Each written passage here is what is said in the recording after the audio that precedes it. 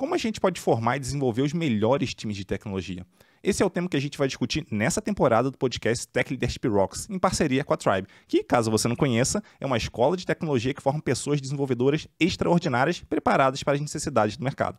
Eu sou Edu Matos, host do podcast e fundador da Escola Forge, onde a gente forma líderes na área de tecnologia. E estou aqui com o João Duarte, mais conhecido como JD. Eu sou CTO aqui na Tribe e você co-host do Edu nesses próximos episódios.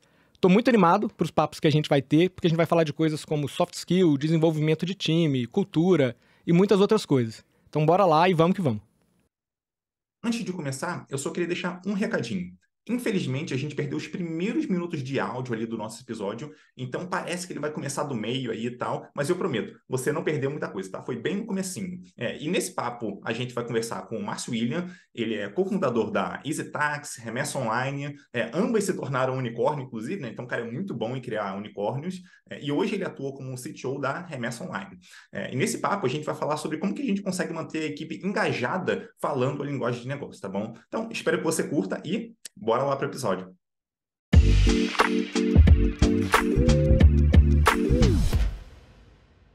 Então, às vezes, você tem bons especialistas dentro da empresa, mas que não vão exercer um bom papel como gestor, porque não possui, às vezes, as características, ou mesmo não quer dar esse próximo passo como carreira. Então, aí é necessário entender, sentar, conversar, alinhar e construir esse novo caminho. Uhum. E você falou um negócio que eu achei bem interessante, que pelo menos deu um insight aqui que eu achei legal, que é o seguinte: quando a gente pensa de crescimento, evolução, não necessariamente só o crescimento, mas a evolução da empresa, pode ser que ela pivotou e necessita ali de alguma mudança também muito grande, né? Então, essa evolução da empresa acaba exigindo também que os próprios funcionários que chegam ali na empresa, os primeiros talvez, que tenham essa capacidade de mudar. Então, não é só a liderança, né? Os funcionários também. E o que pode ser uma forma excelente ali da pessoa, inclusive, evoluir junto com a empresa e de se tornar líder bem rápido ali, né? Conseguir crescer bem rápido na empresa. Inclusive, startup parece que funciona muito bem para isso quando a pessoa consegue se adaptar, enfim, rapidamente ali para conseguir lidar com as situações e resolver os problemas. Então, se ela foca somente naquilo para onde, entre aspas, ela foi contratada, talvez ela vai ter um problema muito grande. Mas se ela se adapta um pouquinho melhor, aí não. Aí ela já consegue crescer e acompanhar a empresa nesse crescimento também. Não, perfeita colocação. Inclusive, na Remessa, a gente tem alguns cases que tratam muito disso, né? Hoje, o meu head de produto dentro da Remessa, ele começou como operador de câmbio. Então, ele trabalhava na mesa fazendo boleto de câmbio. Né? Hoje eu tenho gerentes de tecnologia que começaram lá atrás como desenvolvedores e foram crescendo porque foram se conectando com a empresa, foram entendendo para onde o negócio estava evoluindo e foram participando dessas decisões. Então, quanto mais o cenário de uma startup que você tem um crescimento muito acelerado, ele também te possibilita isso. Mas ele exige de você essa flexibilidade, ele exige de você essa adaptabilidade para que você possa crescer junto com essa curva da empresa, que às vezes é muito rápida, né? A gente viu aí nos últimos anos unicórnios aparecendo em 1, 2 anos se tornando unicórnio. Então é um processo muito acelerado de fato. E as pessoas que possuem essa capacidade, estão dispostas a pagar esse preço, conseguem surfar e surfar bem essa onda. Acho que é bem legal ressaltar essa questão do trade-off, né? A startup ela vai ter essa velocidade de crescimento que vai permitir, né, vai ter oportunidade para que você possa dar esses passos. Ela não vai ter a previsibilidade que às vezes uma empresa vai ter do que é a carreira, de como que vai funcionar. E às vezes as pessoas buscam querem um pouco das duas coisas sem saber fazer escolhas, né? Então é importante ter esse trade-off também. Uhum, com certeza. Isso, acho que assim, voltando nesse lado de trade-off ainda, né, antes de sair dele, é curioso, assim, como que em engenharia a gente costuma olhar para tudo assim em relação a trade-off. Então, eu tô fazendo essa escolha aqui e vou estar deixando a outra de lado. Então, coisa de engenheiro. Mas o ponto que eu ia mencionar é sobre uma pessoa que eu conheci, que assim, eu achei absurdo o crescimento da pessoa, né?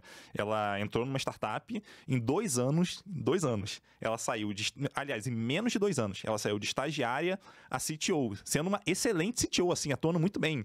Então, são oportunidades que somente uma startup vai conseguir provocar. Dificilmente uma pessoa dessa, aliás, dificilmente não, essa pessoa não vai conseguir esse mesmo crescimento se ela entrar numa empresa grande já, estabelecida ali, enfim, que tem, sei lá, mais de 1.000 funcionários, dificilmente ela vai conseguir esse crescimento. Então, para quem tá até disposto a arriscar um pouco mais, né, ali, de, putz, não, eu acredito no meu potencial, acho que dá, pô, beleza, então vou investir aqui entrando numa startup, eu sei que o risco é muito maior, porém o upside ele pode ser muito grande também, né? Então, pode ser que a pessoa esteja buscando isso. Então, entender o próprio perfil de risco, acho que é interessante quando a pessoa vai tomar essa decisão. Não, perfeito, né? E acho que o exemplo que você traz é um exemplo do outlier, de fato. Até pra galera não acreditar que em 2 anos vai ascender a CTO.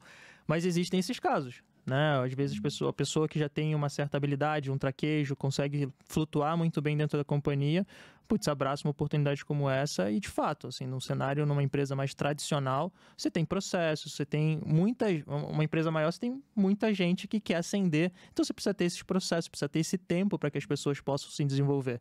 Um cenário de startup, normalmente, você aprende a velejar em alto mar. Então, isso traz consigo também um monte de outras coisas. Então, é o trade-off que a gente falou. Você quer uma jornada mais tranquila, mais pausada, que você vai ter tempo de se desenvolver todas as suas habilidades, uma empresa tradicional provavelmente vai te suportar e te dar muito mais, de uma forma muito melhor isso. Uma startup você vai aprender no fogo, você vai ser forjado no fogo e você nunca vai estar pronto. Eu acho que esse também é um bom ponto para a gente trazer. Você nunca vai estar 100% preparado, 100% pronto para dar o próximo passo, porque é muito rápido. E você não tem tempo, na verdade, de amadurecer o tanto, às vezes, o quanto a gente gostaria. E aí você vai e aprende ali fazendo e vambora e acontece. E não, assim, trade-off para os dois lados. Não tem certo, Sim, certo e errado, né? Assim, do outro lado, muitas vezes são empresas grandes que vão te dar desafios de escala, de complexidade técnica, que às vezes são desafios que você não vai encontrar numa empresa que está começando e que você tem que estar 100% focado ali em resolver o problema. Às vezes é um tanto de crude que vai fazer você resolver o problema e é isso que tem que ser feito, né? Perfeito, né? Acho que a gente volta num ponto. A carreira é de individual. Então, acho que quando a gente tem essa percepção de que, putz, o que eu quero para minha carreira, você vai se colocar nesse tipo de desafio. Putz, quero dar uma acelerada. Não, quero, ir com calma para eu poder, desenvolver todas as habilidades necessárias, seja um hard, seja de soft, para que eu seja um cara mais pronto ou mais lapidado dentro desses conhecimentos. Tudo vai daquilo que você está buscando. Hoje, né, o mercado de tecnologia é super aquecido, com muita oportunidade, a gente consegue fazer esse tipo de escolha. Apesar de a gente estar vivendo um momento um pouquinho mais conturbado. E você falou sobre esse sentimento, né, de sentir que eu não estou preparado, talvez, para a posição que eu esteja aqui. Como um co-founder ali, né, saindo do zero da empresa, criando uma empresa aí bilionária, como que você vê isso não só, enfim, para você, assim, ao longo do tempo, mas também para os seus colegas, em relação a, talvez, síndrome do impostor ali, da pessoa achar que ela não consegue fazer? Como é que você lida com isso psicologicamente no dia a dia? É um desafio, né? Como eu falei, acho que poucas vezes você vai se sentir 100% apto, 100% pronto para aquilo. O que eu, particularmente, tento fazer é me desafiar aos poucos. Então, né, eu já tive mais dificuldade de comunicação, de me expor, de estar participando de evento. Eu falei, vou começar com eventos menores. Então, você vai devagarzinho se expondo a esses desafios, você tem esse tempo de você se preparar e de você ir aperfeiçoando, colhendo feedback. Esse é o meu processo. Então, se eu tenho que começar a drivar e mudar um pouco mais o meu posicionamento, eu vou introduzindo isso de maneira mais lenta dentro do meu dia a dia para que eu possa me sentir como eu estou me adaptando a esse novo mundo. E a gente precisa fazer. O que eu brinco muito com os meus sócios quando chega um problema na cadeira que eu estou hoje, eu não posso escalar para mais ninguém. Então, você tem que resolver. Né? Então, acho que ter essa maturidade e essa visão de que o resolver não necessariamente é você, mas que você muitas das vezes vai precisar juntar pessoas, tomar decisões, direcionar, né? Eu acho que é importante ter essa clareza para que você dê esses passos e se entenda nesse processo. E eu acho bem interessante quando a gente começa a falar sobre a parte um pouco mais psicológica, porque eu também tenho as minhas dificuldades nesse sentido, não criando uma empresa bilionária, que é como foi o seu caso, mas também em outras situações assim que eu passo no dia a dia, né? E tem um negócio que eu já pratico há bastante tempo, assim, para tentar não me deixar assim, não parar na hora que eu encontro um obstáculo, que é o famoso fake it until you make it, né? Então você vai fingir que você, não, beleza, eu já sei fazer isso, eu consigo, vou lá, faço e faço. Eventualmente o resultado ele pode até ser ruim, acontece sim. Então, se eu deixasse, por exemplo, para esperar um resultado perfeito no primeiro podcast que eu fosse gravar, lá no episódio 1, talvez eu não fosse gravar nunca, porque eu ia esperar um negócio ali que era irreal. Então, às vezes tem muita questão da gente se colocar à prova, a gente vai falhar, vai aprender com aquilo, a gente vai ter oportunidade, ou pelo menos a gente deveria buscar a oportunidade de aprender com as pessoas que estão à nossa volta também. Então, será que tem alguém que eu conheço que sabe sabe fazer isso, que pode me ajudar nesse sentido, em vez de só como que eu consigo fazer, não. Vamos tentar buscar ajuda das pessoas ali. Então, isso é algo que eu pratico, assim. Tem dado certo, assim, até certo grau. As coisas, tipo, evoluem bem, dá pra ver que elas evoluem. E eu acho que esse é um caminho interessante, assim. Então, esperar o conforto talvez não seja um caminho muito interessante. A gente vai ter que ir, apesar do desconforto, e é assim mesmo. Acho que é importante também a gente colocar em perspectiva que, assim, não existe ninguém perfeito para nenhum papel. Assim, muitas vezes a gente coloca na gente uma cobrança, né, de nos querer que cada uma das habilidades ou cada uma das expectativas a gente esteja cumprindo todas elas, e a verdade é que quando a gente olha para presidentes, para qualquer reposição que seja, mais alta que seja, não existem pessoas perfeitas para nenhum papel. E isso ajuda a gente a ter uma aceitação que a gente estava comentando também sobre soft skills, de conseguir encarar isso como uma oportunidade de desenvolvimento, né? Se a gente encara isso como uma limitação, como um desafio, a gente não vai ter a mesma abertura e conseguir olhar para esse problema com um olhar de, putz, como que eu posso melhorar isso daqui? Como que eu posso me desenvolver e, enfim, superar isso daqui, me colocando numa situação de desafio, o que quer que seja. É um pouco daquela... eu sou a pessoa que está aqui, só eu que vou conseguir resolver esse problema. Assim, não é outra pessoa que está aqui, sou eu que estou aqui. Então eu tenho que dar meu melhor, tentar resolver o problema e seguir em frente. Acho que esse é o caminho que está um pouco em linha com o que você falou do fake it till you make, que é nos colocar de frente para o desafio e seguir em frente. Né? Tem, assim, situações que é necessário a gente fazer alguma coisa. E a gente tem que ir lá e fazer. Eu acho que esse é o ponto, assim, sabe?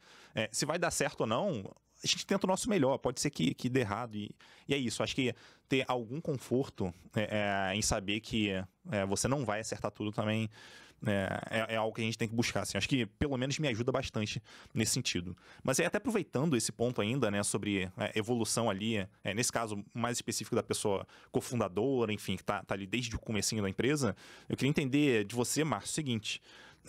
o que dá para ser feito ali quando, por exemplo, não sei se você já chegou a passar por isso, mas quando a gente tem ali, sei lá, uma pessoa cofundadora na empresa, que ela estava ali desde o primeiro dia, mas por um acaso ela não quer largar o operacional de jeito nenhum, ela está muito apegada ali, e o esperado dela é que, putz, não, a gente espera que você ajude liderando a empresa também, levando as pessoas para frente e tal, mas ela quer continuar no operacional, tipo... O que você faria? Tipo, se isso já aconteceu com alguém assim, próximo de você, tipo, como é que funciona isso? Acho que eu sou o exemplo vivo, né? Como todo bom desenvolvedor, a gente gosta de codar. A gente gosta de estar ali no meio da turma, resolvendo um incidente em produção, tá junto da equipe fazendo acontecer. E isso é super gostoso, porque ele te traz um sentimento de completude todo dia. Né? Quando você entra para um papel mais de gestor, o seu impacto ele vem através de outras pessoas. Então, o tempo para você mensurar o teu impacto ele é muito mais longo do que quando você está na ponta ali desenvolvendo. Você faz um deploy, você coloca em produção, você vê o usuário testando, você fala, putz, foi eu que fiz. Né? Você tem aquele aha moment, é gostoso esse processo. Quando você é gestor, não. O seu impacto, ele vem de outra forma. Putz, estruturei o time da forma certa, o time está rampando, está entregando aquilo que precisa, precisamos fazer uma mudança estrutural na equipe. Então, o teu impacto, estou contratando as pessoas certas e colocando elas nos lugares certos. Então, o seu impacto, ele não é um impacto tão curto prazista, ele é um impacto de médio e longo prazo. Importante tanto quanto aquele que está na ponta fazendo.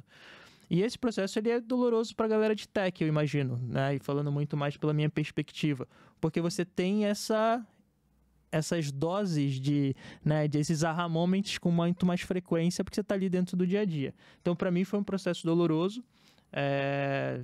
Eu contei muito com o feedback dos meus pares. Putz, Márcio, a gente precisa que você, cara, transite para um outro papel, que você agregue de uma outra forma, que você atue mais com os outros pares, trazendo um pouco mais da visão de tecnologia, porque eu tenho muito claro comigo que tecnologia ele é enabler de negócio. A gente não é fim, a gente é fim em pouquíssimos casos, né? A gente está falando da SpaceX, a gente está falando de business de fato, puramente high-tech. Na grande maioria, a gente é habilitador do negócio, a gente traz escala, a gente traz velocidade, a gente habilita o negócio a continuar crescendo e continuar vivo. Como fazer isso estando lá na ponta, sem se comunicar, sem se entrosar, sem estar junto com as outras áreas, é muito difícil. Então, o que eu recomendo é você entender de fato que seu papel é um papel que ele vai transitar muitas vezes. Sim, hoje, se tiver necessidade de estar junto com o time para resolver um problema, sem problema nenhum, você tem a capacidade de descer e agregar da melhor forma para a companhia.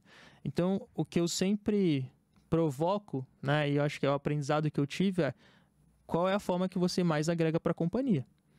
Então, não necessariamente é estar lá na ponta junto com o desenvolvedor fazendo. Por quê? Porque quando você faz isso, não tem ninguém cobrindo o teu papel. E o teu papel, que conhece da companhia, que já tem um entrosamento com os outros sócios, que sabe qual é a diretriz da companhia, ninguém vai conseguir fazer esse papel. Então, você tem que ter esse trade-off na sua cabeça também. Putz, beleza, vou descer lá para resolver um problema. Quem está resolvendo o meu problema? Então, isso é um amadurecimento que veio com o tempo. Não foi da noite para o dia, não foi um processo super rápido, mas com feedback, conversando, entendendo, sendo cobrado por outros pratinhos que acabavam caindo quando você fica dentro do operacional. Eu falei, putz, eu estou deixando de olhar ali para algo que eu deveria estar fazendo. E no final, esse vai impactar muito mais o negócio do que aquele deploy que você foi lá na ponta fazer, do que aquela ajuda que você foi lá na ponta fazer. Então, acho que é esse equilíbrio que a gente precisa encontrar. Acho que é legal comentar aqui também, puxando para o que o Marcos comentou, é muito importante também ter um alinhamento desde o começo.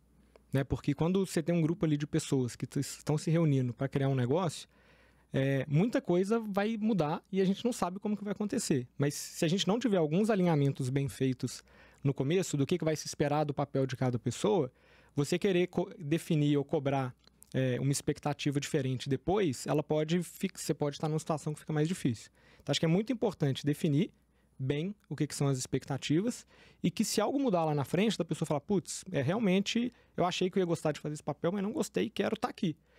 Vocês têm uma expectativa bem definida para saber que vai ter um trade-off. A pessoa pode escolher querer seguir aquele caminho, mas também tem um trade-off ali na sociedade que precisa ser olhado porque alguém vai ter que assumir aquele papel, alguém vai ter que fazer aquilo. Sim. Né? Esse jogo societário, ele é complexo, né? Mas é o que você falou. Eu acredito muito nisso. Definir o jogo, você está confortável com aquilo, você segue. Porque existe dentro desse processo principalmente nesse começo, você vai fazer muitos papéis. Porque você é um time menor, você ainda não conhece, tem essa questão da imprevisibilidade. Então, você tem múltiplos papéis acontecendo e você vai colocando vários chapeuzinhos.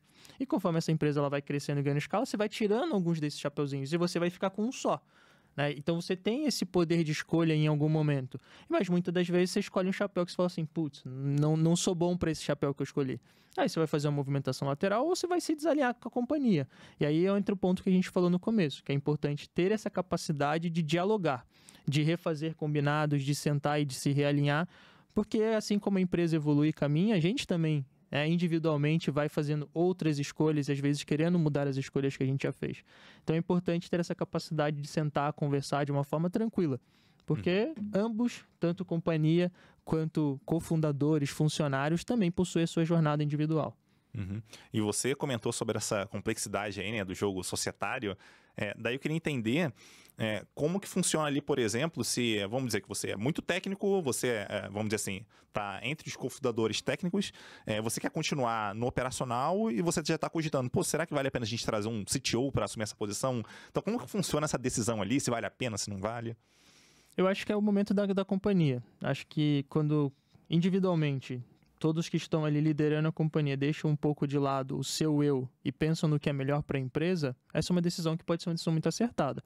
Putz, eu, Márcio, iniciei a parte de tecnologia, mas putz, a empresa está demandando um conhecimento que eu já não consigo mais fazer esse catch-up. Eu não alcanço mais. E eu tenho que entregar um monte de coisa aqui também para que exista a continuidade do negócio. Então, eu acho que são esses momentos que você senta, conversa, alinha, entende para onde a empresa está caminhando, quais são os planos, vira uma discussão mais fácil, porque todo mundo tem interesse da empresa andar. Todo mundo está interessado que a empresa ela continue e ela evolua, ela cresça e entregue resultado. E se para chegar nesse papel e nesse momento você precisa trazer uma figura externa, e aí não só um CTO, às vezes precisa trazer um novo CEO, um novo diretor de marketing, ou criar um novo papel para que esse negócio ali aconteça, se existe maturidade em olhar para o negócio, a conversa ela é muito mais simples. Se a conversa ela começa a entrar, mas eu sou cofundador, eu estou aqui desde o começo, vai para um papo mais do ego, aí a conversa ela tende a ficar muito mais truncada, porque aí não é mais o interesse da empresa, é o meu interesse falando acima do interesse da empresa. E aqui eu também posso falar por experiência própria. No começo do ano passado, a gente trouxe uma pessoa para o time de tecnologia, que é o Carlos Sena, para o papel de vice-presidente de engenharia, para tocar diretamente a gestão dos times. E foi uma decisão que eu trouxe muito para o lado de uma oportunidade de eu estar aprendendo uma porrada com uma pessoa que tem uma puta experiência na indústria, e o olhar do que é o melhor para a empresa, né? Então, assim, antes do papel que a gente está exercendo ali, a gente é sócio e a gente quer o que é o melhor para a empresa no final do dia. Então, encontrar esses caminhos, ter esse olhar de oportunidade, de enxergar isso como uma oportunidade de crescimento, de proximidade até pessoal, como um olhar de desenvolvimento da empresa, eu acho que é o mindset correto, né, para estar abordando aqui. Isso que você falou, assim, sem ego, sem olhar para o que é o certo. E mudando só um pouquinho o foco do que a gente está falando aqui, quando a gente fala de se desenvolver junto com a empresa ali, naturalmente a gente começa a pensar também em pessoas em posições mais juniores, né? Porque são pessoas que vão aprender muito da cultura da empresa, vão beber ali e que naturalmente vão crescer, vamos dizer assim, mais adaptados àquela empresa. Isso é o mais natural assim, de acontecer. Eu queria começar aqui com vocês, JD, para entender como que na Tribe vocês conseguem ajudar essa galera que está chegando ali no mercado também a se adaptar a situações ali de startups, empresas que estão começando, enfim, muda alguma coisa em relação a empresas que são maiores? Super legal essa pergunta. O que a gente tenta fazer desde o começo da formação é criar um ambiente para que é como se ela estivesse nadando numa piscina de sal antes de entrar no mar. Assim, a ideia é diminuir o choque. Então, desde o primeiro dia, o que a gente tenta fazer é que as pessoas elas tenham as mesmas experiências que elas vão estar vivendo. O projeto, ela não manda num arquivo zip por e-mail, ela submete no GitHub, abre um pull request, vai ter os linters que vão rodar, chegar mensagem lá, alguém pode fazer um review. Então, introduzindo esses elementos ao longo da jornada, a gente está aproximando o que é esse tipo de choque, para que quando ela entre dentro da empresa, que é o que a gente escuta muito, ela nem sinta essa transição. E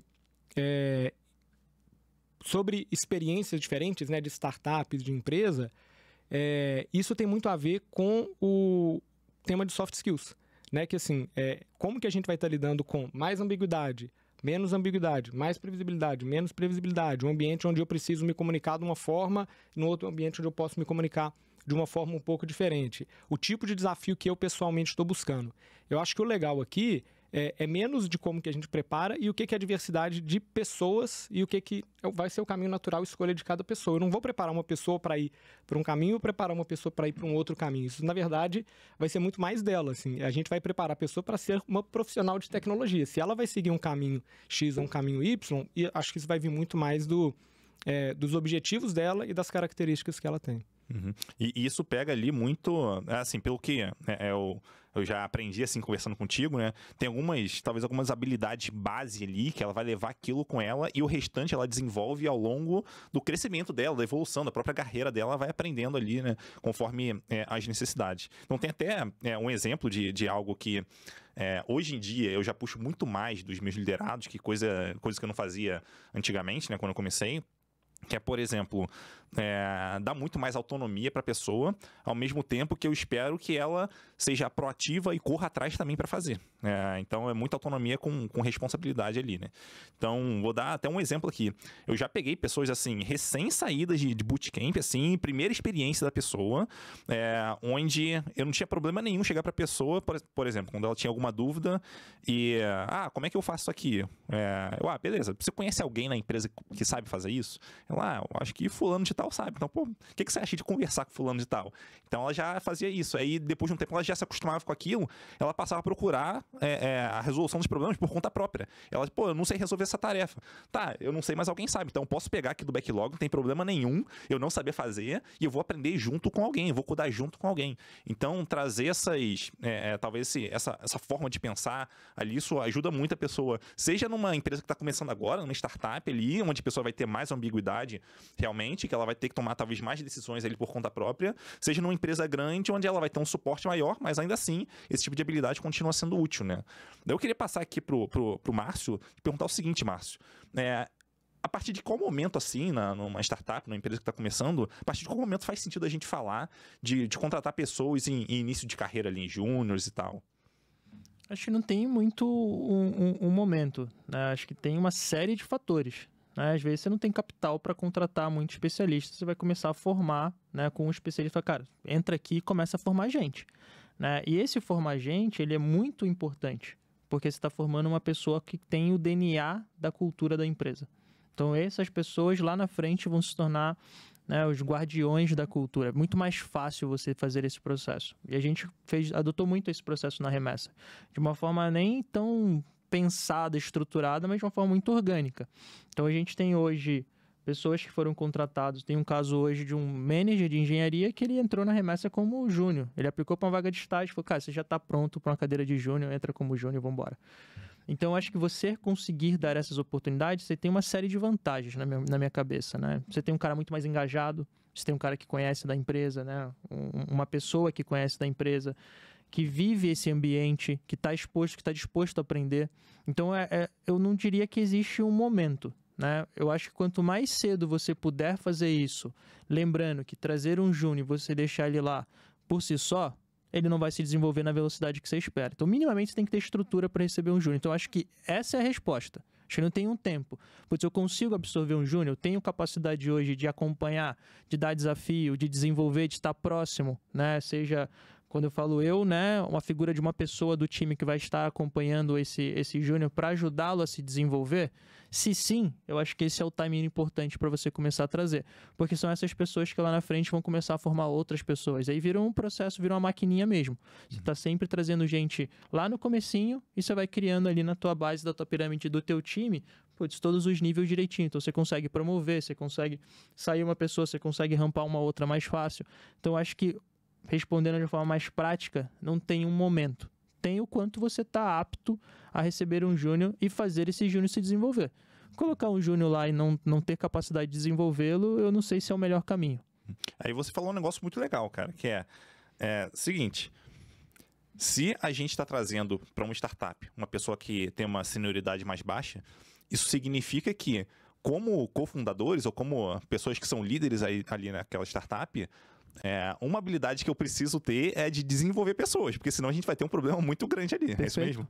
Não, sempre. Acho que se você não tem capacidade a todo momento ir a mercado e trazer gente sênior ou especialista. O processo de formação é um processo necessário para as empresas, porque você vai ter, às vezes, você não vai ter nem sempre, você vai ter possibilidade de contratar um sênior no mercado. Você não vai conseguir ter time 100% seniores, nem acha que faz sentido. É muito difícil você ter um time 100% sênior, esse time 100% sênior rodar liso, né? Porque esse sênior, ele também precisa desenvolver algumas habilidades que ensinar é um baita de um caminho. Então, eu acho que tem essa combinação. Acho que formar pessoas é um processo extremamente necessário para qualquer empresa. E qualquer cadeira, não só tecnologia. Você comentou de a capacidade que a empresa tem de manter a pessoa desafiada, né? Sim. E muitas vezes a empresa vai precisar fazer coisas que não vão colocar o sênior numa posição de desafio. Ao passo que isso seria um baita de uma oportunidade de desenvolvimento para uma pessoa mais júnior. Então, acho que esse equilíbrio ele vem muito disso também, assim. Sim. Uhum. E é engraçado que você comentando aí, né, sobre equipes sêniores nem sempre funcionarem tão bem. Eu lembro de uma empresa que eu trabalhei, onde a gente tinha uma equipe lá que era muito sênior, assim, mas muito sênior mesmo. Todo mundo na equipe eu diria até, estava numa posição acima de sênior. E a gente tinha uma entrega importante para fazer, que essa equipe estava tocando, e em 6 meses a equipe não conseguiu fazer a entrega, não saiu, sabe? Então, às vezes, a gente acha que, junta todo mundo sênior aí e vai sair um resultado lá na ponta. Às vezes não sai. Pode ter desavença ali, as pessoas não conseguem trabalhar em conjunto. Pode ser que até as pessoas tecnicamente entendem muito bem, mas não tem uma gestão ali por trás que consiga dar o suporte para aquilo, a equipe não vai funcionar também. Então, acho que tem vários critérios aí que podem fazer muita diferença, né, na equipe funcionar, né, bem ou não. E não é só o nível de senioridade que afeta, obviamente, é um ponto importante também, mas definitivamente não é só isso. Daí eu queria até estender ainda nesse tema aqui pro JD, porque pelo seguinte, é importante a gente ter ali a formação também das pessoas que chegam na empresa, a mentoria ali próxima das lideranças, mas também é muito útil quando as pessoas já chegam com as habilidades ali, algumas habilidades já prontas ali para gerarem resultado na empresa, porque se a gente tem que ensinar tudo para elas, putz, vai demandar muito esforço ali da liderança e tal, que apesar dele ter que estar ali, mas putz, se tiver muito mais esforço, talvez vai ser mais complicado, né? Com certeza. Eu acho que a gente fala muito na Tribe sobre o aprender a aprender, né? Então, o que a gente tenta trazer é muito de uma base para as pessoas, que vai preparar elas, encurtar o caminho para que elas consigam começar a entregar valor mais rápido para dentro da empresa.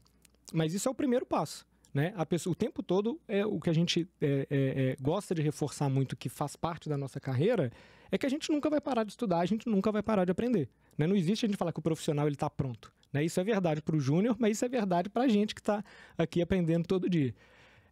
Então, acho que o importante é como que a gente consegue garantir o que é o básico para a pessoa chegar lá, começar a fazer uma entrega e se expor a desafios, se expor a oportunidades de desenvolvimento. A partir disso, ela vai conseguir pegar isso e falar, beleza, aprendi a aprender, vou aprender uma linguagem nova, vou aprender uma tecnologia nova, sei correr atrás, sei ler uma documentação, entendo mais ou menos como que isso aqui funciona, aprendi um banco de dados de um tipo, agora eu consigo transpor isso aqui para um tipo diferente. Então, acho que esse básico ele é importante, mas a gente precisa entender que assim, a nossa carreira ela vai ser estudar pro resto da vida, né? Dorme, acorda, tem um framework novo. É isso. Boa, se tá pronto hoje, amanhã já não tá mais. É assim, faz parte. Daí eu queria entender de você, Márcio, pensando assim, na linha de crescimento de uma empresa, né? Desde uma startup ali até ela realmente se tornar uma empresa sólida, é natural que a gente, talvez em alguns momentos, dê preferência a trazer pessoas mais generalistas ou especialistas em outro momento e tal. Como é que funciona normalmente essa evolução aí em termos de necessidade da empresa, nesse tipo de habilidade da pessoa, conforme a empresa vai crescendo? Acho que o estágio, o nível de desafio vão ser os drivers para esse tipo de tomada de decisão, né? Tentando traçar um paralelo aqui simples. Pode ter uma entrega, tem um projeto crítico para a companhia que a gente precisa fazer. Normalmente você tende a colocar as melhores pessoas, e aí melhores não tem a ver com senioridade necessariamente, para olhar para aquele projeto. E às vezes você não vai ter aquela especialidade dentro de casa. Então você vai ter que ir ao mercado para trazer esse conhecimento para acelerar a tua curva. Então acho que normalmente são esses os caminhos que eu tento analisar. Eu tenho como desenvolver essa habilidade dentro de casa? Putz, eu tenho. Quanto tempo isso vai me custar? Qual é o custo que eu vou ter para desenvolver essa habilidade? Putz, é um custo muito elevado? Putz, eu tenho capacidade de ir no mercado e trazer alguém que vai se conectar e a gente vai olhar para isso e vai compor de um jeito mais simples para que a gente consiga atingir o nosso objetivo? Então, eu acho que essas são as fórmulas. Não tem uma receita pronta, assim, não tem uma fórmula mágica para você fazer uma empresa dar certo ou para você fazer um time dar certo. São pessoas, e pessoas têm o seu desafio por si só. Quando você junta pessoas, já é uma outra complexidade, então você precisa garantir que essas pessoas tenham minimamente níveis de interação, que elas entendam aquilo que elas estão fazendo, saibam para onde a gente está indo, né? Então eu acho que, tentando ser menos indireto na resposta, eu acho que depende, e eu acho que são mais ou menos esses caminhos. Preciso acelerar essa curva de conhecimento ou essa tecnologia, eu tenho um especialista dentro de casa. Vou ter tempo de rampar? Não. Olhar o mercado pode ser um caminho interessante para que você cumpra esse gap e aí você vai lapidando. E o outro, né? Também entender quem tem um não tem nenhum. Então, se você está adotando uma tecnologia, você tem uma única pessoa que detém aquele conhecimento, o risco que você está correndo ali, ele é gigante. Então, como é que eu transito esse conhecimento e faço esse conhecimento ser conhecimento da empresa, não conhecimento de uma única pessoa? Então, são muitas variáveis que a gente tem que colocar na balança na hora de tomar uma decisão dessa. E você comentou que no começo, assim, muitas vezes a gente tem que... Todo mundo faz um pouco de tudo, né? Sim. Eu não sei se você enxerga dessa forma, mas eu vejo um time inicial tem valor em se ter um time mais generalista, porque, assim, no começo todo mundo vai ter que fazer um pouco de tudo e a gente não vai conseguir querer ter... A não ser que seja uma especificidade da empresa, do negócio, e a gente está trabalhando com uma tecnologia específica que precisa trazer uma pessoa especialista. Eu gosto muito de tentar, seja um time para uma empresa que está começando, seja um time novo dentro de uma área, você contar ali com pessoas generalistas, né, para poder dar conta dos desafios que a gente ainda não sabe como que vai ser. À medida que ganha maturidade, a gente identificar a necessidade de especialistas. Time é um corpo vivo, né? Não tem jeito. Vai se moldando e se encaixando, mas acho que times generalistas tendem a ser bons times para inovação, bons times para começo de projeto, né, ou para início de jornada, porque tem essa capacidade, essa flexibilidade que a gente falou tanto no começo. Quando você vai com times muito especialistas, essa capacidade de se movimentar, ela fica um pouco mais limitada. Então, putz, você já sabe o que você precisa fazer. Às vezes você tem um issue de escalabilidade, você precisa crescer e, putz, aguentar uma demanda muito mais grande. Cara, o especialista ele vai fazer aquilo ali super bem. O generalista talvez vai ter muito mais dificuldade. Então, entender a problemática para que você consiga pensar a melhor solução. Uhum.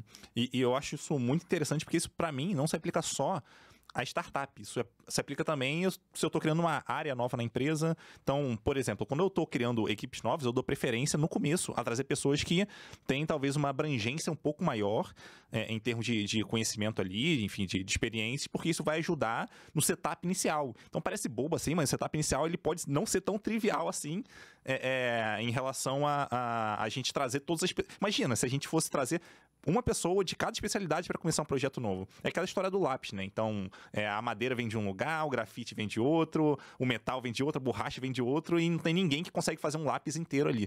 E para mim, numa equipe, algo que a gente deve buscar ali, talvez no primeiro momento, é ter essa pessoa que consegue navegar e fazer, entre aspas, um lápis inteiro, ainda que não seja um lápis perfeito, para que a gente entenda até o que a gente precisa de habilidades ali, porque em muitos casos a gente não sabe o que a gente vai precisar. A gente acha que, não, aqui eu preciso de um front-end especialista em, sei lá, em Vue ou em React, ou eu preciso de, sei lá, alguém especialista em Cloud aqui, tipo...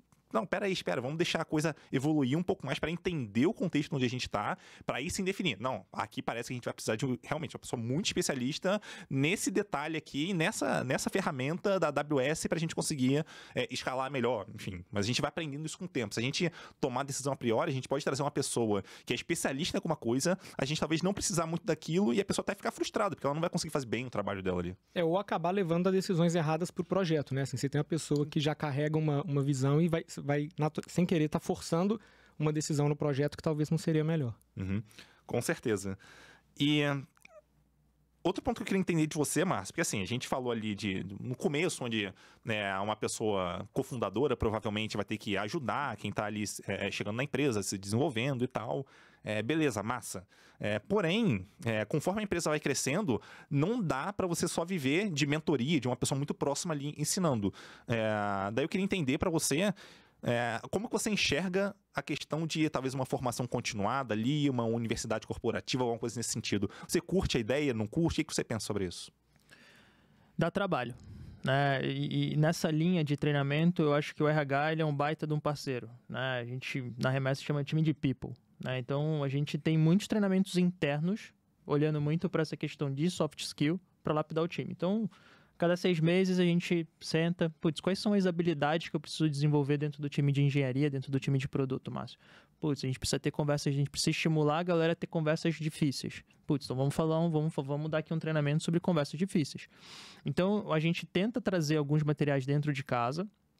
A gente estimula muito, né? Na Remessa a gente tem ciclo de desenvolvimento a cada 6 meses. Então, a cada fim de ciclo de desenvolvimento, as pessoas recebem feedback, montam os seus PDIs, então o seu plano de desenvolvimento individual. E a gente vai estimulando através de literatura, através de curso, para que as pessoas continuem essa jornada. E quando a gente identifica que tem um conhecimento que ele precisa ser mais disseminado, a gente estimula os times a fazerem talks, os próprios times a darem treinamentos internos para outras pessoas. Então, acho que é uma forma da gente seguir nesse modelo de gerar conhecimento dentro de casa. Fazer uma formação continuada, ela pode ser muito caro para o negócio. Então, a gente, pelo menos na Remessa, a gente tenta ser muito criativo e usar a própria força do time como esse alicerce para gerar mais conhecimento. Uhum. E eu fiquei curioso que você comentou assim, num nível mais institucional para o time, né? Assim, como que você vê o papel do líder direto da pessoa nesse desenvolvimento? Bem importante. Acho que o líder ele precisa... eu vi uma frase recentemente que liderar é conhecer histórias. Então, o líder ele precisa estar conectado com os seus liderados para que ele entenda qual é a real necessidade, qual é o sonho, qual é o próximo passo de carreira desse liderado. Porque ele está numa posição que ele consegue criar oportunidades. Eu acho que uma das grandes vantagens de nós sermos líderes é a capacidade que a gente tem de realizar sonhos e de dar oportunidades para as pessoas. A gente está em posições, e às vezes são movimentos muito simples, trocar o cara de time, expor a ele uma nova tecnologia. O cara na web quer aprender Flutter, você move ele para um time de Flutter e o cara, está super empolgado porque era o sonho dele trabalhar com mobile. Ou o cara de front quer aprender back-end, você move ele para uma outra squad para ele aprender back-end. A gente só consegue isso se a gente, de fato, estiver conectado com as pessoas, se a gente sentar, nós temos ritos de one-on-one com frequência, a gente estimula muito que os liderados façam one-on-ones com seus liderados, seus líderes façam one-on-one com os liderados. Então, acho que tudo nasce a partir desse ponto, de você saber quem é a pessoa que você está trabalhando, de você conhecer o seu liderado. A partir daí, você começa a traçar planos com eles. Putz, vou te expor a um determinado ponto. Às vezes você identifica que existe um gap. Putz, fulano tem um gap de comunicação. Cara, apresenta o próximo Tech Talk. Apresenta lá, leva para o C-Level o projeto que você está trabalhando, que você está entregando. Porque você vai estimular ele a desenvolver essas habilidades. Obviamente, tendo todo esse cuidado ali de, às vezes, não gerar uma exposição que não seja positiva. Aqui sempre falando do lado de que a pessoa também quer ser desenvolvida. Então, a gente tem essa capacidade. E são movimentos super pequenos, assim. Só que a gente só consegue se a gente conhecer quem são os nossos liderados. Uhum. Essa é a importância ali, né, de uma liderança de equipe, uma liderança próxima, que consegue perceber isso, que talvez, do ponto de vista mais geral da empresa, talvez um CTO tenha muita dificuldade de perceber, mas uma liderança próxima ali da pessoa consegue perceber claramente onde que ela está tendo mais dificuldade, onde que ela tem espaço para se desenvolver, e até o que motiva talvez aquela pessoa e como é que essa liderança consegue fazer aquele movimento se tornar uma realidade, né? Mas aí, voltando até um passo aqui, acho que você falou um negócio muito interessante, Márcio, que é relacionado a formas ali dessa pessoa se desenvolver, né? Então, eu acho que dá para começar aqui um ponto que você não chegou a mencionar, mas que eu acho que também é relevante, de um lado, pessoal. Então, eu, como profissional, eu quero continuar me desenvolvendo. Então, acho que se a empresa estimula isso em algum grau, é interessante. Uma outra forma que eu acho que você não mencionou também, mas que eu acho interessante, é a gente criar oportunidades dentro da empresa. Eu acho que você mencionou sim, né, sobre ali a parte da comunicação e tal. Então, criar oportunidades para a pessoa também é uma forma interessante. Outra forma aqui, que é cara, né, que você chegou a mencionar também, é a questão talvez da universidade corporativa, esse ensino ali. Tem a parte também da mentoria, então dá para ver que tem várias possibilidades, né? E tem uma que você mencionou que eu queria até entrar um pouco mais nela, né? Que é relacionado a descentralizar esse aprendizado e as pessoas ensinarem para elas mesmas. Então, os funcionários se ajudam nesse sentido, né? Então, talks ali e tal. Daí a pergunta nesse sentido é o seguinte: como que a gente, como líder ali na empresa, né? Talvez como um CTO ali, como que a gente consegue estimular com que esse tipo de coisa aconteça? Primeiro, a gente entender o valor dessas ações, né? Quando você entende que existe valor em você distribuir conhecimento, lapidar conhecimento, a própria pessoa do time que está liderando esse conhecimento, que está dando uma talk, que está liderando um treinamento, ele também se sente importante nesse processo. Ele sente, putz, tem um espaço aqui para eu falar de determinada tecnologia. Então, quando você olha para o todo mundo se beneficia nisso. A empresa se beneficia porque, putz, está disseminando conhecimento, está formando pessoas porque vão conseguir agregar mais e melhor para o negócio. Quem está liderando esse treinamento se sente privilegiado, se sente numa posição muito positiva, né? Principalmente as pessoas que gostam de lecionar, porque lecionar também é uma forma de aprender e de rever conceitos e estar sempre ali se lapidando. Então, eu acho que quando isso faz parte da cultura, seja da cultura da empresa, ou seja da cultura de engenharia, né, eu acho que isso é um processo mais orgânico. E eu acho que como liderança, como seja um head, um tech lead, um CTO, qualquer nível de liderança, você sabe quais são os gaps do time. Você pega ciclo de desenvolvimento, você entende ali onde tem um gap de conhecimento, o que está faltando. Você olha para um projeto que às vezes demora muito para trás, que atrasa muito para entregar, você fala assim, putz, atrasou por causa de que, putz, aqui a gente teve mais dificuldade nessa tecnologia, ou nisso, ou naquilo, para subir, infraestrutura foi mais lento. Então, você entende minimamente onde o desafio está mais latente. E aí, você tem N formas de trabalhar esse desafio. Então, eu acho que é estar atento ao próprio negócio. O próprio time, o negócio, ele vai te dar esses inputs, ele vai te falar onde você precisa apertar um parafuso um pouco mais, onde você pode tirar um pouco mais a mão, porque é sazonal também. Então, você está evoluindo, o desafio ele vai mudar de lugar. Putz, às vezes você vai ter um desafio de escala. Porque, putz, você deu uma bombada ali, fez uma ação de marketing que, putz, gerou um movimento muito positivo. Então, você vai ter um desafio de escala. Tem horas que você vai ter o desafio de consistência de time. Você vai precisar aumentar o teu time. Como é que você aumenta esse time? Então, eu acho que é estar atento ao próprio negócio. E você perceber onde estão esses bottlenecks e você atuar dentro deles. Então, e formar pessoas, eu acho que é perene. Ter esse olhar e estar sempre estimulando isso, eu acho que é extremamente importante. E até para reduzir custo, dá para usar as próprias pessoas ali que tenham conhecimento para propagar isso, né? Então, pô, sei lá, a gente vai passar a usar Kubernetes aqui na empresa. Pô, alguém entende bem dessa ferramenta? Pô, tem fulano que domina. Pô, legal. O que você acha de dar um treinamento para os engenheiros aqui da empresa para aprenderem a usar, né? Então, você já usa uma própria pessoa ali para gerar aprendizado, para propagar isso, que naturalmente depois vai acabar até, conforme pessoas forem aprendendo, se desenvolvendo, elas vão propagando entre elas também, né? Então, uma ideia aí, uma possibilidade. Eu acho que deve e adora discutir tecnologia. Eu acho que se a gente abrir o espaço, né, e mostrar que não é, que a gente não precisa. Se a gente está gerando valor para a empresa, né, não tem que estar aqui 100% do tempo codando. Isso aqui é importante para a empresa, as pessoas elas vão. Eu acho que elas têm que entender assim, que a empresa entende que isso é importante também, né? E abrir esse espaço. Uhum. Eu até queria entender um negócio contigo, JD. Eu tô curioso aqui, porque assim, quando a gente fala de uma formação ali, né, do desenvolvimento de uma pessoa, desenvolvimento profissional, a gente naturalmente vai ter ali algumas disciplinas que a gente, não, isso aqui a pessoa tem que passar por isso, sei lá, se eu vou programar, eu tenho que aprender o básico de algoritmo, eu tenho que aprender, sei lá, a usar talvez tal biblioteca, se eu vou pegar algo mais específico ali pro mercado. Daí eu queria entender, assim, dentro da Tribe, se a formação de vocês, ela é 100% fechada nesse sentido, ou se tem espaço ali também para a pessoa talvez pegar algo diferente? Como é que normalmente funciona isso? Legal. A gente tem a formação principal, né, onde a gente traz ali tudo isso que você comentou que é o crucial, né? Então, é um módulo de fundamentos, módulo de front-end, módulo de back-end, módulo de ciência da computação, que compõe essa formação full stack, que é a nossa formação. Tem duas formas que eu acho que as pessoas elas vão além.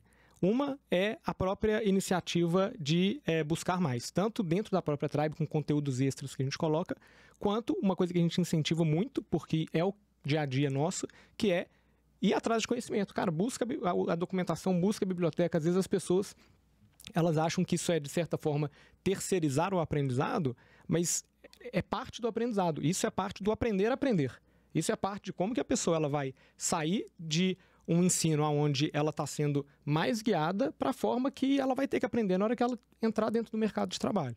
Então, uma forma é o próprio incentivo, o espaço, a provocação de falar, você veio até aqui, agora pode dar o próximo passo. A outra são formações que a gente oferece internamente para quem está cursando ali, que a gente chama das acelerações, onde elas podem se especializar em algumas linguagens específicas na reta final do curso. Ali a gente também está apoiando, mas num nível que a gente dá mais autonomia para o desenvolvimento das pessoas. Por quê? Justamente nessa intenção de, olha, a gente está trazendo você até aqui, mas você vai precisar aprender a andar com as próprias pernas para o futuro. Uhum. Muito bom, muito bom. E voltando aqui pro Márcio, mudando um pouquinho o nosso tema aqui, não o tema da conversa como um todo, mas enfim, não sei se já aconteceu contigo, em alguma situação ali, você, sei lá, pegar uma equipe ali, enfim, uma grande quantidade de pessoas, com algum gap assim muito específico. Você, putz, beleza. O que faz nesse caso, né? Quando você percebe um gap muito grande ali e que você vai precisar desenvolver aquilo para a empresa continuar, enfim, crescendo, se desenvolvendo, evoluindo? Provavelmente deve ter passado. Eu acho que o primeiro passo, identificado esse gap, identificado o que você precisa corrigir, é entender se você tem ferramentas dentro de casa para atuar dentro desse problema. Sejam ele pessoas que detêm conhecimento, que às vezes estão num outro time. Nesse cenário, certamente aconteceu. Então, o squad ali está com uma dificuldade de determinada tecnologia ou para rolloutar alguma coisa, às vezes até conhecimento de negócio, que o time ainda não tem. De um contexto diferente, pega um dev de uma outra squad que tem aquele contexto, faz uma imersão desse cara rodando 2, 3 sprints lá dentro, ou uma janela de tempo X, para agregar conhecimento, gerar valor ali junto com o time e depois esse cara sai. Então, acho que isso é um exemplo que você consegue aplicar para muitas outras coisas. Pode ser você citou o Kubernetes, pode ser um conhecimento, de repente, numa tecnologia diferente, você quer usar uma fila e, dentro de casa ninguém trabalhou com fila, e aí você vai precisar ganhar conhecimento. A gente tem arquitetos da Amazon que dão treinamentos de tempos em tempos, então, deixa eu ligar lá nos caras da Amazon aqui. Ou, preciso usar tal tecnologia de vocês, você não quer dar um treinamento aqui para o meu time? E a gente entender como isso aqui funciona? Então, a gente tem que ser criativo para resolver os problemas. Acho que soluções existem N. E aí, eu acho que é você entender qual é que melhor se adequa ao seu momento. E eu achei bem massa você falar isso pelo seguinte, essa forma de atacar esse tipo de problema é algo que eu só tô usando agora, assim, né? Que Deus estava assim, putz, será que eu poderia fazer isso? É justamente essa questão da imersão. Porque, assim, eu acredito muito, pelo menos a minha experiência me mostra isso, né? De que uma forma interessante de ajudar as pessoas a acelerarem o aprendizado é de colocar as pessoas imersas naquilo. Então, se eu chegar para ela e falar, fulano, estuda sobre Kubernetes, sobre RabbitMQ, beleza, ela até talvez estude, vai. Provavelmente não vai, pela minha experiência, a pessoa não vai, mas talvez ela até estude, tá? Mas nada vai fazer aprender ela mais rápido do que colocar ela numa equipe que usa RabbitMQ, talvez, nesse caso, né? Todo dia, e que ela vai ter que ir lá, configurar, entender como é que funciona, cara.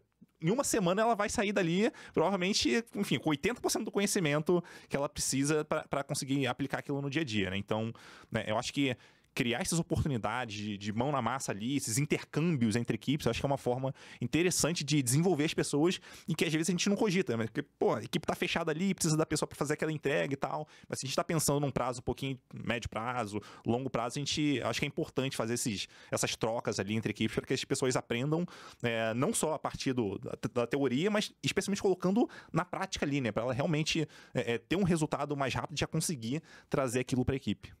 Acho que só complementando, uma frase que eu uso muito na remessa é: a gente não está numa corrida de 5, 10 quilômetros, a gente está numa maratona. Então você tem que olhar o problema por uma janela de tempo. Putz, às vezes você está ali machucando um pouquinho o curto prazo, mas no médio você tem um ganho. Então a gente ter essa visão, nem tudo ser curto prazista, mas a gente também criar essas estratégias olhando um pouco mais para frente. Uhum. Muito, muito importante. E eu acho que assim, uma coisa que eu acho que a gente vai aprendendo ao longo do tempo, né? É que comunicação e alinhamento, isso demanda repetição constante, a gente fala muito. E quando a gente fala de, às vezes, mudanças que a gente precisa fazer no time, não só de habilidades técnicas, mas às vezes de comportamento ou de soft skills, de coisas que a gente precisa direcionar de forma mais ampla para o time, é muito importante a gente tratar isso como uma prioridade institucional do time ali. Né? Isso não é um detalhe, a gente não está aqui só mirando entregar o resultado e esse tema daqui ele é tratado como uma coisa de segunda classe. A gente precisa trazer na reunião principal do time de tecnologia, sinalizar, olha, o nosso contexto é esse, a gente precisa, como time, desenvolver mais esse ponto, porque o nosso contexto está mudando, né? O mercado está saindo do web ou está indo para o mobile, agora a gente está falando de AI, o que quer que seja, então, isso daqui é importante para o negócio, a gente precisa desenvolver, porque se as pessoas entendem o que está por trás daquilo, a chance delas, qualquer notícia que elas veem, qualquer curso que elas veem, conteúdo, elas se interessar, elas se apegar àquilo, ela vai conectar com a importância daquilo para o negócio. Então, acho que é legal reforçar esse ponto também de tratar isso da mesma importância que a gente trata os resultados, porque nosso papel como gestor não é só entregar o resultado, é entregar o resultado desenvolvendo um time para que ele continue entregando no futuro, como você comentou agora. Perfeito. E pegando o gancho até da tua explanação, a gente como liderança precisa contextualizar os times. Os times precisam entender o porquê deles fazerem as coisas. Porque a partir do momento que eles entendem o porquê, eles podem propor e vão propor soluções muito melhores do que das vezes a gente está definindo. Porque eles estão na ponta, no dia a dia, eles entendem a problemática, os desafios de tecnologia, às vezes tem um legado, às vezes tem uma dependência com o fornecedor. E, putz, aqui lá longe, você olha o problema e fala assim, putz, acho que dá para ir por esse caminho, por esse, já desce pro time a solução. Não, desce o problema. Desce o problema, deixa o time chegar numa solução. E aí você vai fazer o processo do bottom-up, com a sua visão um pouco maior, você vai conseguir questionar melhor. Mas se a todo tempo você define pelo time qual é o caminho, qual é a solução, esse time não se desenvolve. E aí ele vai ficar cada vez mais dependente e distante do negócio. Porque se a todo momento você desce para dizer o que tem que ser feito e o como tem que ser feito sem dar o contexto do problema, esse time tá perdido. O dia que você não estiver lá para fazer isso, ou você não sai de férias, ou o time não sabe o que tem que fazer. Você tá acostumando mal a equipe ali, né? Eu também acho isso muito ruim, assim, quando acontece. E é aquela coisa, se a gente tá dando, talvez, um direcionamento, assim, mais alto nível, um contexto ali, e a equipe não tá fazendo, não tá conseguindo resolver os problemas por conta própria, talvez a equipe não seja sênior o suficiente. Então, vale a gente pensar se é legal trazer alguém um pouco mais sênior pra equipe ali, pra conseguir ajudar nesse sentido. Mas uma vez que a gente tem as pessoas que já conseguem pegar um problema que talvez seja um pouco mais complexo e destrincharem isso pra algo mais prático ali, pra conseguir resolver de fato, então, beleza. Esse é o momento de dar o contexto contexto e deixa as pessoas seguirem na direção correta. Eventualmente, elas vão errar. Eu acho que isso já é esperado, inclusive. E esse é um ponto que eu acho que vale mencionar, porque a ideia não é que dá autonomia para elas acertarem sempre. É dar autonomia para a gente ganhar em outras frentes, talvez em criatividade ali, talvez a gente ganhar tempo para conseguir fazer outras coisas. E quando ela errar, esse erro já paga todos os acertos que ela teve ali ao longo do tempo também. Então, acho que é um ponto que é importante deixar aqui para enfim, deixar talvez as lideranças que estão assistindo, ouvindo a gente aqui, tranquilas em relação a erros vão acontecer, desde que não sejam muito frequentes ou muito impactantes, a gente deveria estar deixando ali um espaço para a equipe poder inovar também e fazer do jeito dela. Adicionando 2 centavos na tua fala, acho que além da autonomia, inovar. Inovar e errar são primos, andam de lado a lado. Acho que mais do que lidar com o erro, é você entender se você está cometendo os mesmos erros. Esse é um ponto de atenção. Se o time comete os mesmos erros, aí eles não estão aprendendo com os erros, aí você tem um problema. Agora, o errar, ele faz parte da velocidade que você quer imprimir. Então, a gente precisa ter essa cabeça de que quanto mais você quer acelerar, mais flertar com o erro você vai estar. Então, entender esse trade-off é extremamente importante. Então, putz, eu quero acelerar, time, vamos fazer esse MVPs, vamos subir rápido. Cara, a chance desse negócio subir em produção e ter vários caminhos não felizes ali e o usuário pegar isso em produção é latente. Mas o que você quer com esse MVP? Você não quer aprender? Então, a gente precisa ter essa ciência, né? A gente precisa ter esse conhecimento, esse entendimento, acho que é a melhor palavra, de o que é o erro. O erro ele é uma oportunidade, muitas das vezes. E ele faz parte do processo, principalmente quando a gente está falando de acelerar e inovação. Acho que não tem como não lidar com isso, e aí acho que é muito o que a gente faz com o erro. Aí eu acho que tá a pergunta. Se você simplesmente deixa o erro lá e você não liga para ele, ele vai acontecer de novo. A partir do momento que você fala assim, putz, time, erramos. Ok. Primeira coisa, incidente report. O que aconteceu? Qual foi? Vamos tentar estimar o que esse erro gerou pra gente, e principalmente, plano de ação pra gente corrigir e o que a gente aprendeu. Esse processo, uma vez implementado, cara, o time está em constante evolução. Isso vira débito técnico, isso gera demanda de evolução de plataforma. Você criou um modelo de retroalimentar a própria máquina. E você não vai punir o erro, como muitas das vezes a gente vê. Porque a partir do momento que você começa a punir o erro, você está capando a inovação do outro lado. Eu tive um one-on-one, não tem muito tempo, com um desenvolvedor lá da Tribe. Ele falou assim, cara, a gente não está errando pouco, não? Ele falou, eu não lembro agora, sei lá, tem 6 meses que eu tô nessa squad e a gente só fez 2 rollbacks, ou só quebrou 2 coisas em produção. E eu acho que é importante explicar também o contrário dos que você comentou, né? Tipo, a gente fala assim, se a gente inovar, a gente precisa errar mais, mas é importante deixar nítido que se a gente tenta mitigar todo tipo de erro passa por a gente levantar e identificar todo tipo de erro, passa por a gente construir soluções para evitar todos os tipos de erro. Isso vai fazer a empresa andar mais devagar, né? Então, você ter o discernimento de saber o que é um erro que não pode acontecer, que eu tenho que evitar, do que é um erro que, se acontecer, putz, está tudo bem, vai seguir em frente. Entregar isso aqui mais rápido vai gerar mais valor para o usuário, vai entregar um produto talvez de mais qualidade, mais rápido do que esse erro daqui. O erro ele não é oposto de qualidade, né? O oposto de qualidade você tem que olhar por todo, você não pode olhar para o específico. Não, e é muito disso, tem entendimento. Onde cabe o erro? Você tem um serviço de missão crítica, pagamento, você vai permitir... Ali você vai ter processo pra caramba. Você vai ter processo para fazer deploy, você vai fazer processo muito mais pente fino de code review, você vai colocar mais ferramenta para tentar olhar e descobrir, para antecipar problema. Putz, está lá na outra ponta ali, num sistema que não é missão crítica, que pouca gente usa. Ali, você quer ter velocidade que você quer aprender, você quer testar. Então, ter esse trade-off, aí de novo, é como você olha o erro. O erro num ponto, ele pode ser positivo no sentido do aprendizado, e o erro na outra ponta, ele pode ser um malefício. Às vezes até um ponto de você estar sendo negligente. Então, acho que é olhar para o erro, não olhar para o outro lado. Tipo, o que eu estou aprendendo aqui? Aqui eu posso errar, aqui eu não posso. Como é que eu lido com isso? É entender o contexto ali, onde tem espaço para a gente errar e onde tem talvez menos espaço para a gente errar. A gente tem que levar um contexto em consideração. Mas aí, para finalizar aqui, eu queria pedir para você, Márcio, deixar uma mensagem aqui, né, para quem tá, para as lideranças que estão assistindo, ouvindo a gente aqui, em relação a como que elas conseguem pensar ali na evolução das pessoas para evoluírem junto com o negócio.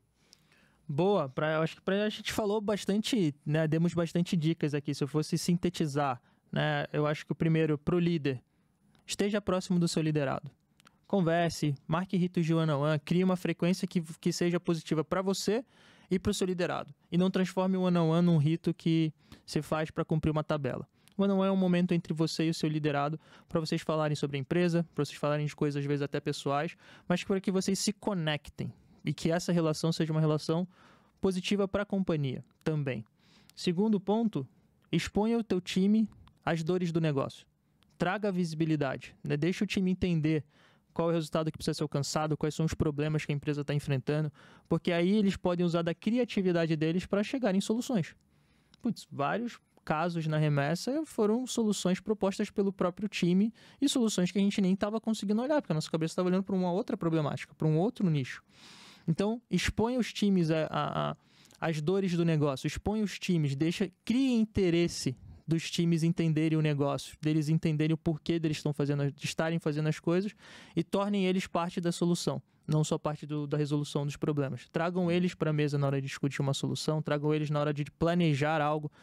Contem com esse feedback, porque são pessoas normalmente muito inteligentes, que estão lidando, de fato, ali com os problemas reais e vão trazer inputs muito preciosos. Então, acho que seriam essas duas dicas aí para os líderes que eu gostaria de deixar e, mais uma vez, agradecer aqui a oportunidade de estar falando com vocês. Imagina, eu que agradeço, excelentes dicas, foi um excelente papo também. Muito obrigado, JD, pela presença aqui novamente. Um abraço para vocês e a gente vê na próxima. Até mais. Valeu, gente. Valeu, pessoal. Esse episódio teve o apoio da Tribe, escola de tecnologia que forma pessoas desenvolvedoras prontas para as necessidades do mercado. Ao longo de quase 12 meses, elas aprendem habilidades técnicas de programação e, além de codar, também aprendem soft skills e têm acompanhamento de um time de carreira, desenvolvendo todo o necessário para chegar com tudo e crescer junto com a sua empresa. Para saber como contratar os talentos de tecnologia formados na Tribe, é só acessar hubtribe.com. Acesse o link na descrição.